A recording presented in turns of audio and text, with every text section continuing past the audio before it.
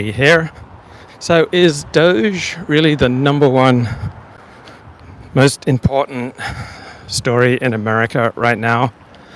Because that seems to be what is dominating the news over the past 3 weeks. DOGE.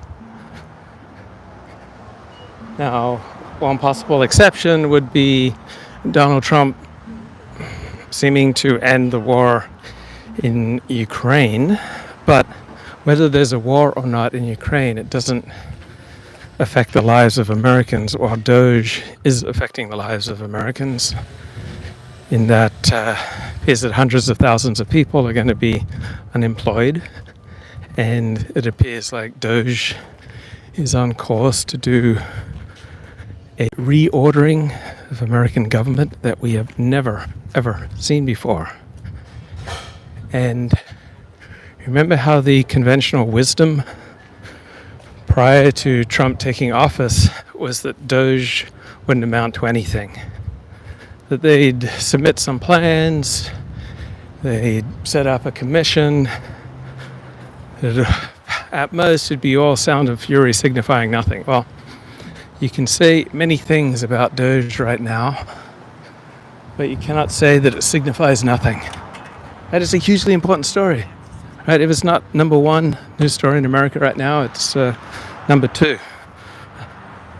Christopher Caldwell read an essay in the Free Press that the most important thing that Donald Trump has done with this new administration is via executive order outlaw affirmative action. So that may be the most important competitor to DOGE for significance. For the story with the most significance in the United States right now, it would be Trump's executive orders against DEI and against affirmative action. This has the likelihood of increasing social trust and social cohesion and increasing competency and perhaps even reducing the encouragement of needless government intervention into our most personal lives, and perhaps reducing the threat of litigation and government investigation and surveillance. So, if you had to push me, I usually feel pretty safe siding with Christopher Caldwell. And so, ending affirmative action, ending diversity, equity, inclusion via Trump's executive orders, hasn't fully flowed through the United States of America right now. It appears that the elite universities are substantially ignoring the Supreme Court. It appears that America's elite universities are ignoring the Supreme Court ruling, which is hilarious. So, as far as real-world impact, you can make a good case that Trump's executive orders on affirmative action, right, and DEI. So more and more companies are ending their diversity, equity, inclusion programs. Government agencies are ending their DEI programs. And what's amazing is how little pushback this was received. So remember, this was the most sacred value. This was the most important thing in the world, guys. We have to have more diversity, equity, and inclusion. All right, we have to have more Black women in power, Black lesbian women preferably in power. This is the most important thing. This is how we can best honor the life and the sacrifice of St. George Floyd. George Floyd would want us to have more diversity, equity, and inclusion programs. This was the most important topic in America in the summer of 2020. And thank God, in retrospect, thank God for that tumultuous summer of 2020, because the blowback against affirmative action, diversity, equity, inclusion, against Black Lives Matter, against the race hustling of the Democratic Party is so glorious and beautiful. And so sometimes people have to get pushed to a point where they just snap. And Americans got pushed to the point where they just snapped, and they elected a barbarian as our current president, and it's glorious. But Remember, the conventional wisdom prior to Trump taking office this time was that DOGE would not amount to anything. Remember, the conventional wisdom when Elon Musk bought Twitter but hadn't yet taken over Twitter was that it wouldn't amount to anything. So Richard Spencer said, I don't think Twitter will change when Elon Musk takes it over. So, open question, do you get rich from underestimating Elon Musk? Is that a great path for wealth, underestimating Elon Musk? Because while a flawed human being who often has many of the characteristics of the con man, just like Donald Trump, but he sometimes delivers, and he has an impressive, though flawed, track record. And it appears that underestimating Elon Musk and his ability to do some of the things that he says he wants to do, such as auditing the federal government and creating a Department of Government Efficiency, underestimating his influence and effect seems like a recipe for poverty and for foolishness. So Elon Musk's DOGE has outperformed expectations by 1,000 times. And it's fascinating that Democrats want to concentrate their fire on Elon Musk, not on Donald Trump. And they're not terribly interested in defending DEI initiatives. Very few powerful people and institutions right now are interested in defending DEI. And those few who do, like Costco, I think they've still got a big DEI program. I kind of respect them now because they're going against what's popular. So you can no longer say, oh, they were just bending to what's popular, right? They're just doing what they think is right, and they're going against the flow, and they don't have much institutional or popular support. So I have a strange new respect for proponents of DEI in the sense that they are willing to step up at this time without support from most of our institutions and without support from the Democratic Party, right? There are some people taking lonely stands in support of DEI, and it's amusing how little the left has tried to fight back on DEI. Instead, they're fighting back on Elon Musk. Now, Elon Musk is coming across as a total bumbler.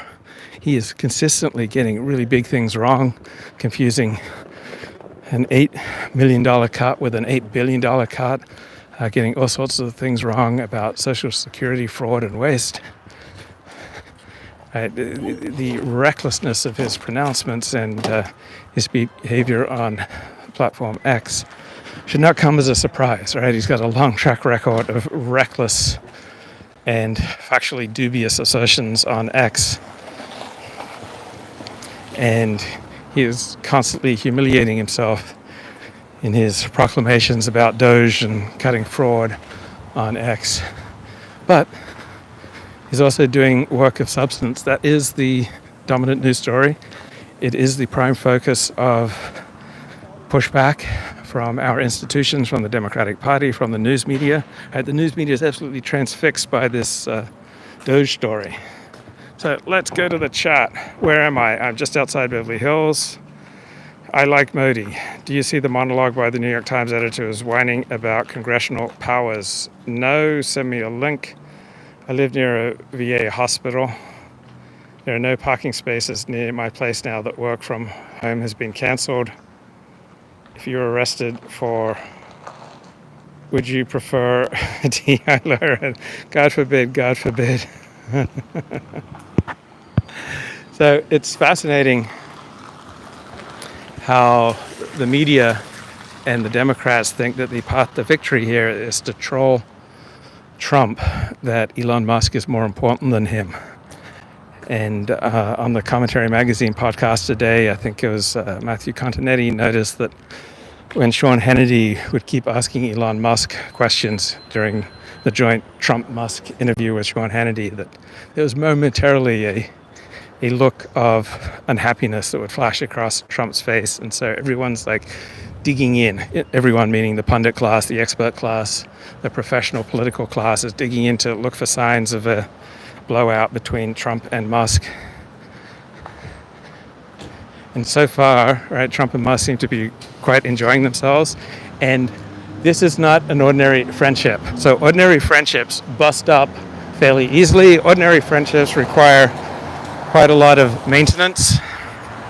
Right? They're not like family, and they're not like extended family, where you don't have to do any maintenance and you can pick right back up 10 years later. Right?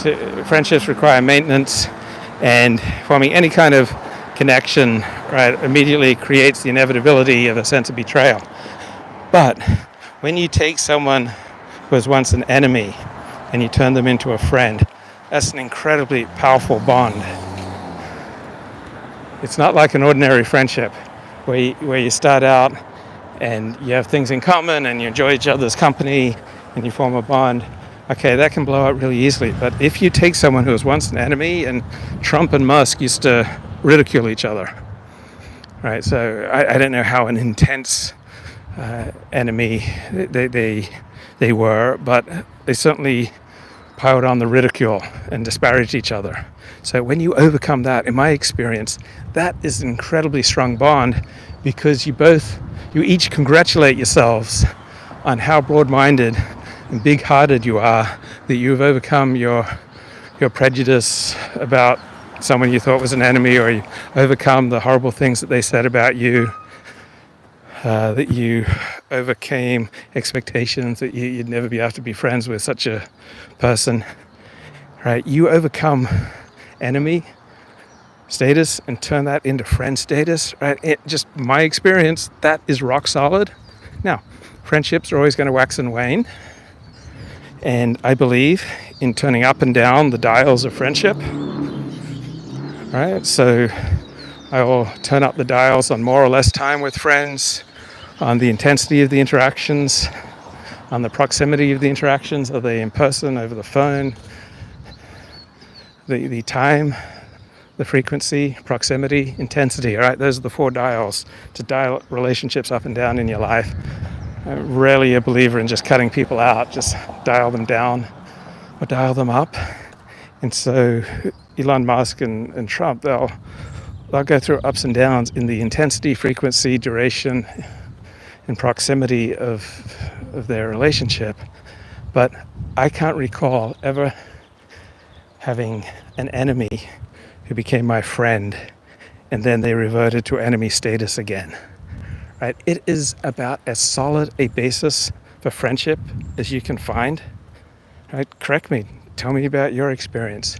Think about those people who were once your enemies and then you made them a friend. Don't you feel good about yourself that you're able to take an enemy and make them into a friend? Right? You each congratulate yourselves. It's like, oh, awesome, man. I am awesome. I turned an enemy into a friend. So you both have extra motivation to maintain the friendship, or at least not relapse back into enemy status. Because if you go from enemy to friend to enemy, people are going to mock you. People are going to say you're not stable. And so, contrary to the conventional wisdom, I think it's entirely possible that Donald Trump and Elon Musk will stay allies. Because think of the incentives operating. They share all sorts of people who loathe them. The only new businesses in San Francisco are tea shops. Are these also prevalent in LA? I don't know.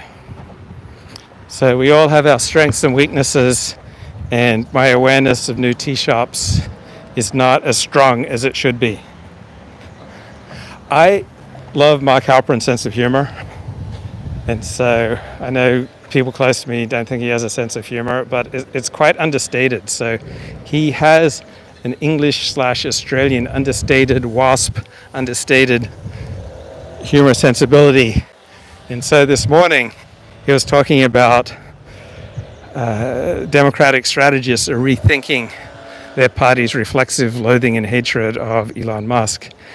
And so on the morning meeting today, he said, And then last night, a leading Democratic strategist went on the Jesse Waters show, and then he played a clip of Dan Turrentine there making yet another visit to the Jesse Waters show, because Dan Turrentine is many a Republican's favorite Democrat, because he expresses genuine empathy and respect for Republicans and for Trump and the MAGA movement, without compromising his own democratic ideals. But he is a shining example of anyone who wants to speak on politics or hot button issues, with his ability to smile, to be pleasant, to not interrupt, to maintain a good humor when Sean Spicer and Mark Halperin are continually interrupting him.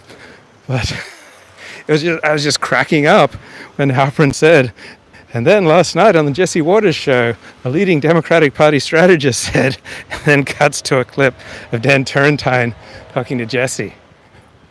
And another thing I love about Halperin's show is how he mocks network news talk, such as, and we have team coverage tonight, and you are looking live. and then the typical way that a reporter in the field responds to an anchor. So an anchor is given usually a 1 or 2 sentence introduction before throwing to the reporter live in the field. And the anchor says something, and then the reporter responds, "That's exactly right, Dan Rather."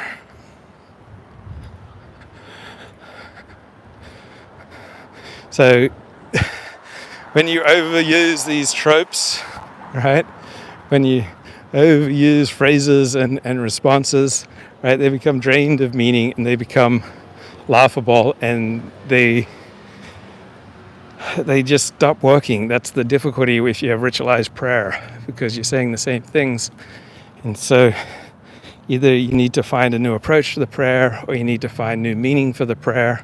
So one way that I have added, right, new emotion, new meaning, new purpose to my prayer and to my religious life is to at times replace the word God with reality, and to use the new experience of the 12-step program as a new approach to God that makes God and spirituality and the transcendent like real for me. It's like God with clothes, like God in human flesh. That's like a good 12-step program. And so finding new meaning for trite phrases creates strength and energy. So I'm not expecting a major Trump-Musk blowout anytime soon. Do you think the two-way platform has legs? Yes, I do. Frenemies. When you're down, ain't your friend, every night we smash a Mercedes-Benz, New Radicals. I find myself losing interest in politics now that I've become inured to the winning feeling. Bro, for a MAGA head like yourself to lose interest in politics at this time, it's like losing interest in life.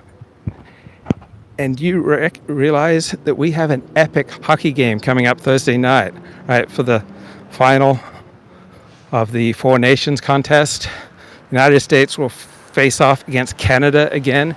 There should be some fantastic fights.